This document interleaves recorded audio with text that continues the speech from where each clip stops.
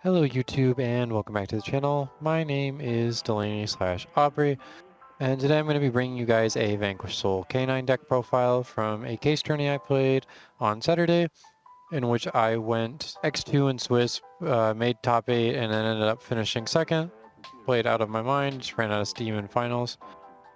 Played against Draco Tail a good amount and Radiant Typhoon as well. Got the run back on the undefeated that I lost to playing Radiant Typhoon, and it felt really good. And I really think this deck, as far as it goes, I think it's the third best deck in the format, maybe second best deck, and it's just incredibly powerful, incredibly versatile, and I think has what it takes to compete and hold its own in this format. And yeah, I'm really excited to talk about the deck. I'm really excited the deck is playable again. So I do have the physical cards and everything. It's just unfortunate that my camera angle doesn't work properly, so I have to record it on Dueling Book. But yeah, I'll hop right into it. 3 Vanquish Soul Rosin. They recently brought it back to 3, which feels really good because those consistency hits were absolutely brutal. Now having the extra 3 Rosin, or like the extra 2 Rosin and extra Stake Your Souls, I think does so much that that Holly Sue and Joko limit only really hurts a little bit. But having the 3 Rosin back is so nice because this card is incredible, searching for any Vanquish Soul monster and then having a removal effect that your opponent has to actively play around. He just does so much. 3 Mad Love, this is your other like 1.5 card starter along with Rosin. Searches you for the field spell, or if you open the field spell you grab this Snow Devil. And then her removal effect is actually also quite relevant in this format. Especially in a Radiant Typhoon where their guys are little with defense, except for Vibrant Vortex. So you will almost always have a live bounce at any point in time off of Mad Love. And then other matchups where it's relevant in Orcust, Malice, because people are going to still be on those decks. So overall, still another like very good card. Still as important as before. 1 Holly Sue. This limit does hurt. It does lower the turn 0 ceiling and capabilities, but this card is still as powerful as ever and still requires multiple forms of interaction to be able to deal with, especially if you set up properly. Like, you can force like Radiant Typhoon players into using Droplet early, and they'll always negate the Holly Sue with whatever else they're negating, like the Ripper on the board or the Umbral Horror or Rock. And then you just bounce it to hand off of like Caesar. Caesar, reveal it for the attribute pop, and you can summon it back later when you need to. But the 1 Holly Sue is infinitely recyclable as long as it doesn't get banished. And I mean, it's still just a broken card. 3 Jiaolong, I think even with the Joko limit, 3 is correct. It's a Vanquish Soul name, but not only is it a Vanquish Soul name, but it's a fire attribute. There's not a whole lot of great fire attribute stuff to be playing. I don't really want to be playing the Rescue Ace package because it's cloggy, bricky, and I don't want to be drawing it too often when I'm trying to draw off of like Heavy Burger or Charmies. I'd rather be, and especially if I get hit with an Ash on that, that feels really bad. Whereas at least if I was getting Ashed on a Charmy, still sucks, but I'm not losing an attribute out of hand for it.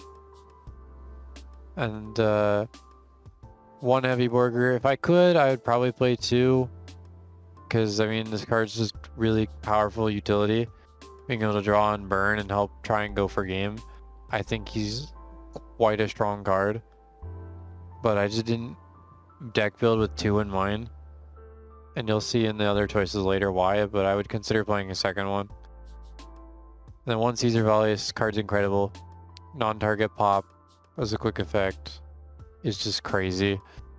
He has so much utility. He's so strong. And then 3 Stake Your Soul, they also brought this back to 3. I was very surprised when they did that because I saw the hits to Jokul and Holly Sue, and I thought they were going to rotate the deck out. They're just going to leave it be. And then they unhit Rosin and Stake Your Soul, and I'm like, oh, apparently not.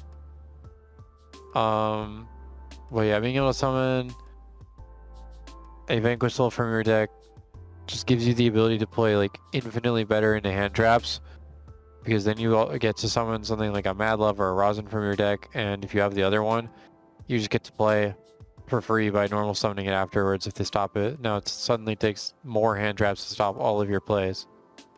Vanquish Soul Start, this card is absolutely incredible. Only play the one though, searchable off Mad Love. It's not like really a starter on its own, but having that protection effect and also having the ability to set the trap in addition to searching whatever Vanquish Soul you need, it's just beyond incredible. This card's like so good. And it helps make the Lunalight matchup playable as well because you can use one of the cards in the extra deck we'll get to in order to help deal with Liger Dancer. And Start helps a lot in that. Snow Devil, absolutely crazy card. When Start was revealed, I saw that it set the trap. I'm just like, oh my goodness, this helps boost the deck ceiling so much. But neat little thing you can do with the card. People don't know this. You can reveal burn for 18 and only apply 1 or 2 of the effects. You don't have to apply all 3. You can still burn and then apply as many as you would like. But yeah, no. We will, and then 3 Azuna for the K9 stuff. I mean, this is a really good hand trap right now. And being able to punish hand traps and interaction on your cards by playing through it and setting up your own little board with that stuff is so powerful. Earth attribute as well. You're always able to search it through K9 stuff if you're doing that, so you'll always have an Earth in hand. Just absolutely insane card. And then the one Lupus to go with it. You don't really want to draw the guy. I drew the guy a couple times, but I made do.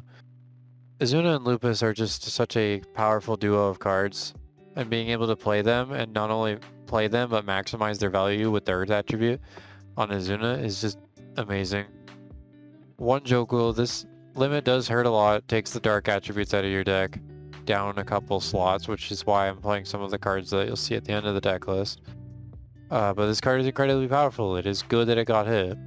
And you resolve this card, and you're still winning the game. In most instances. This was my final push a couple times, and it almost always won me the game afterwards. I'm choosing to play the 1 K9 Naroi in this deck as well. I think it's another way to maximize consistency and ability to play. There should be a Saryuja Skuldred in this extra deck, but I couldn't find one for the tournament.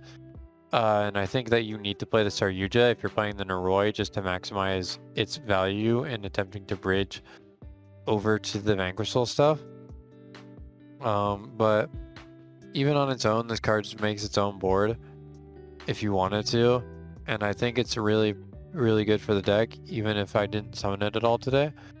You don't have to play this, and you don't have to play Saryuja, but this is just where I think is like very good in terms of just enabling the max amount of consistency. 1 Lantern, still playing a decently heavy K9 package overall. He'll help make the most out of a board for your K9 stuff, and just make this big K9 board. Like Umbral Horror, Ripper, and like rank 5 of your choice setup. And then the 1 case for K9. This card also got limited recently. It's still pretty good. I wasn't really playing more than 1 when I played Vanquish Soul K9 originally, before the limits to Stake and Rosin. I still think it would only even need it as a 1-of when they unlimited Rosin and Stake, regardless of how many that was at. I'm not on the quick play spell, so it does lose a little bit of value, but it's still, being able to search Jokul is just still insane. Like, anytime Jokul resolved, I was winning the game. It's still crazy. And 1 Rhoda sways to Rosin. It's another way to Rosin, and that's pretty good. Pot of Birth Purity, you can banish 3 or 6 in this extra deck and you'll be fine. This just digs for whatever to fix your hand if you open it. It's just such an incredible card for doing exactly that, fixing your hand and being consistent. 3 Ash, very good hand trap for trading 1-for-1 with things in the format that'll simplify the game state, but also 1-for-1 with the Charmies, always very effective because this deck can struggle under Perulia, but like Vanquish Soul cards play well under Fua, and the K9 stuff can play pretty well under the Perulia as well. But to max out the value, you're going to have to give them 2 draws off Perulia. So being able to trade with the Perulia that's going to be more prevalent in main decks is incredibly versatile while being just like the attribute that this deck needs the most. 2 Ghost Spell, as you guys can see, the third one's on the side. I chose to main deck 2 and 2 Perulia, just so I could have room for dark attribute cards, so I could keep my dark count up. 3 Fua, I mean, really good hand trap. 2 Perulia, again, third one is not in the main because I wanted to play the dark attribute stuff. So for my dark attributes, I played 2 Bestials, 1 Mag, 1 Baldrake, and a Shifter as my dark cards. I drew Shifter a surprising amount, and that card auto won almost every game in which it was involved. So your deck plays, like, Vanquish Soul just plays so well underneath of it, and even the K9 stuff to a degree can play well under Shifter. So like, there's no reason not to play it. It's a dark attribute if you draw it, I guess. The Bestials weren't super helpful. I did play against Orcus today, and that was the only matchup where the Bestials were relevant in, and the Baldrake was just stuck in my hand because he kept stopping it from summoning. Ideally, if you're gonna play a dark hand trap, it's probably something like DD Crow. Otherwise, this could be used for like third Bell and like third Perulia, or third Bell and like forced release with Werewolf in the extra deck. There's different ways you can go about this, but I think that you have to main deck the Shifter. It's just an auto win. Then side deck, so I'm going first cards. 1 there can be only 1, the Vanquish Soul Classic. 1 anti-spell, 1 Judgment. Judgment protects you from board breakers, from stuff you don't want to happen. Anti-spell, I mean, this card's an evil floodgate, and they still left it in the game, so it's pretty good still. Even though there are ways to out it in the format right now, between like Mystical Space Typhoon, Fallen and the Virtuous that can be chained to it. It still forces them to use it on that and on your other stuff, and that's pretty nice. And then Tikaboo, this card's pretty effective in a Draco Tail now, because locking them on a Dragon and Spellcaster is going to do far more. And especially if you open Ash to stop Rahu, to stop them from easily like fusing an Urgula off to try and pop it. And this card has applications in other formats against any rogue decks, really. 3 Di-Fi, again, this deck plays so well under any banished cards, as long as you're protecting the Holly Stew from dying. Then, well, you just play perfectly under these cards. So Di-Fi is just a card that auto wins in a few matchups. Especially, it's really good in a Draco Tail if they can't get a way to out it. So yeah, you just have to play it. 3 Retaliating Sea, I didn't ever see this today in the Draco Tail matches, and I didn't need it when I did. But this card is pretty good. It does force them to waste resources on their Draco Tail end of the deck. So it's not like the worst thing in the world, but I feel like even with it being an Earth attribute that I would just want, like, there's other things I would want at times. Like evenly matched would be something that would be good in this spot if I'm looking for a specific Draco Tail counter, even though it isn't an attribute. But this card's still pretty solid, don't get me wrong. I do think it's a little underrated, but at the same time, it's a very situational card, and that's the problem with it. So 1 called by for going first and just protecting against hand traps. Usually going first in side deck games, I'm siding out the Charmies for the Bell, depending on the matchup, the called by, and then whatever 3 going first cards I want. Or if Bell's not particularly useful, I just side out these 5 for whatever relevant cards going first there. The third Perulia, and the third Bell, and then 3 Imperm. And this is so going second into Radiant Typhoon, I max out on the cards that are good into that matchup, so they set up as little as possible, and I can just pick apart the board from there. I resolve 1 or 2 things and try and just either end the game as fast as I can, or set up such a strong board after cracking theirs that they don't reasonably have a chance to get it back. And I found this strategy to be quite effective. Imperm is a very solid card right now. Target negation is pretty good. Being able to stop cards like a chain blocked Arthalion from resolving. being able to stop like Crozia or the Link 2 from resolving is always incredible value. And the mirror match is pretty effective too because this non-monster effect way to interact with the Vanquish Soul cards. So that way you don't play in the K9 on their turn. And overall, I mean, the Impermanent on the side and the Bell Perulia on the side, everything served me super well in this one, in this event. And I wouldn't change my side very much, aside from maybe the retaliating Seagos. But overall, the side deck was like pristine. It was almost pitch perfect for this event. And then extra deck 3 Rocket the Vanquisher. I think you should be on 3 because your deck is now more Vanquish Soul focused. And recurring the resources for Vanquish Soul is far more important. You're not as much of a K9 deck anymore, so you don't need to play 2. 1 Vanquish Soul rocks. This is for the Lunalight matchup, but it's just a decent card all around. It's just a very good card for dealing with Liger Dancer because it boosts your Vanquish Souls by 1,000, and Start will protect you from dying, so you out a singular Liger Dancer. Outing 2 is a little more tricky, but outing 2 is already incredibly difficult. I didn't summon this guy today, but he's just a pretty decent card. And if you know you're not on Luna, you can always banish him off Prost for free. 1 Ripper. This is an amazing card. Just absolutely insane card. It does so much. Searching another K9 card. If you're playing the quick play, you can set it if they acted a monster effect. Being able to negate a hand or graveyard effect is incredibly powerful this format.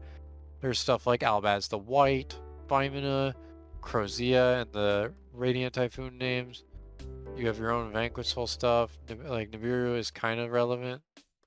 Being able to just set up a way to answer that, even if you're only answering one effect before it's no longer live, is still just absolutely incredible. Like, this card just does so much. It's so good. You could play a second Ripper, and honestly, I've really considered playing a second Ripper. Just because, like, that card is just that good, even when you're running out of targets for it. 1 Jax. This came up for spot removal, where I'm trying to keep specifically my Radiant Typhoon opponents off of bodies to get to the link, but also comes up playing into the Albaz stuff as well, where you can actually use the Jax to pop the stuff rather than like Ripper negate it. He came up today. He was pretty good. I made him a couple times and he was helpful. He bridged me into a Zeus that actually won me a game against Orcust. And then Nash Knight, Siegzy's Nash Knight, the 104 Masquerade, and C104 Umbral Horror Masquerade. Nash Knight is incredibly good removal, but setting up the Umbral Horror Masquerade in addition to your other extremely layered interactions on your end board, it's just a death sentence because they have to waste resources on it. They can't really droplet it because you can actually chain Trap card to destroy it to dodge the droplet, which I actually did do that earlier, where he chained droplet to try and shut down my Ripper, and I just chained the Snow Devil, popped my Ripper, and it negated his Crozia effect in hand, and he just couldn't keep a body on board to tribute summon it because he didn't have a way to get MST in rotation yet. Valon, this could be Saryuja, this could be another Ripper, this could be the Tyrus. I wanted to have Tyrus in this deck list, but I couldn't find mine. It's in bulk, those in storage. I've had mine since I was 7. But yeah, Tyrus I think is almost mandatory for this deck list to keep Genesis because he's just such a strong Zeus enabler that you can do off of Azuna. And it's just really, really, really powerful to be able to drop that Zeus on them and make sure it's untargetable. And it's like, it's absolutely incredible. Yeah, I didn't have a way to it, otherwise I would have played it.